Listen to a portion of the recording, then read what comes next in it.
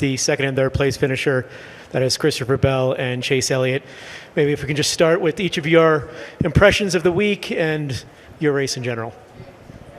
Yeah, I mean, for me personally, I feel like everything, the reception, all the people, just first off, thank you to everyone that's from here or, had anything to do with the race weekend. I thought it was a really special thing for us to be able to come down here and do this.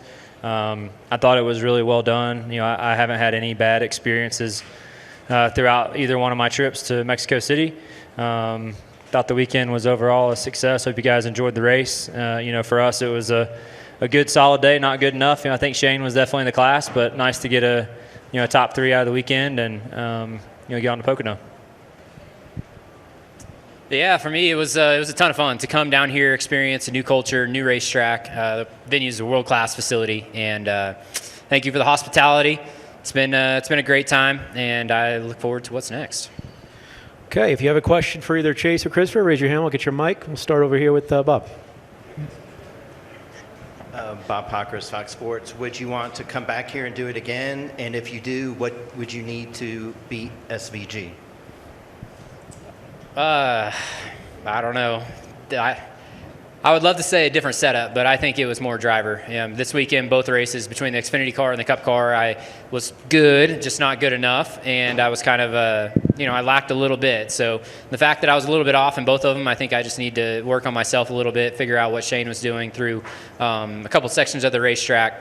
And my guys have been bringing really good road course cars for a long time now. So if we come back, I probably bring something pretty close and try and drive a little bit better and see if I can close the gap on him. Yeah, I would agree. I think Shane was likely the difference maker, especially once you gave him fresh air, right? I think he just managed that last run so well.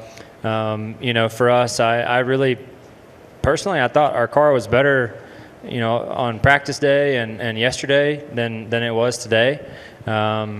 But at the same time, we were in a lot of traffic, at the same, at the same time as well. So I don't know. I mean, I could ask for little things here or there, but at the end of the day, I would say likely just, button up some things behind the wheel and try to keep yourself in a better position, throughout the day to kind of be on the front end of strategy and kind of see what you got from there.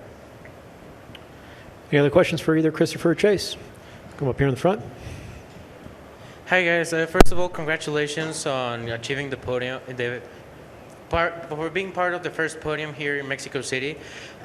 What were you feeling inside the car as the race was going on and the conditions were constantly changing? I think the racetrack went through a little bit of a transition, obviously, after it dried out. I mean, when it was wet, it was pretty chaotic. The paint was really slick. It had to be really disciplined through some of those sections. I really struggled, when it was raining.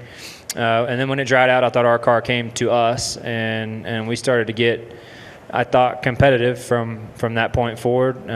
Certainly the racetrack went through its normal progression of rubber laying down and losing grip. But it was nothing out of the ordinary, I didn't think. Yeah, for me, the rain, I was super excited about it at the beginning of the race. I didn't qualify very good, so starting in the back, the rain really opened up the opportunity to gain some positions, and we were able to use that to get ourselves to the front. So that was very rewarding and beneficial to my race. And then once the track dried out, it was just a matter of comparing yourself to the guys up front.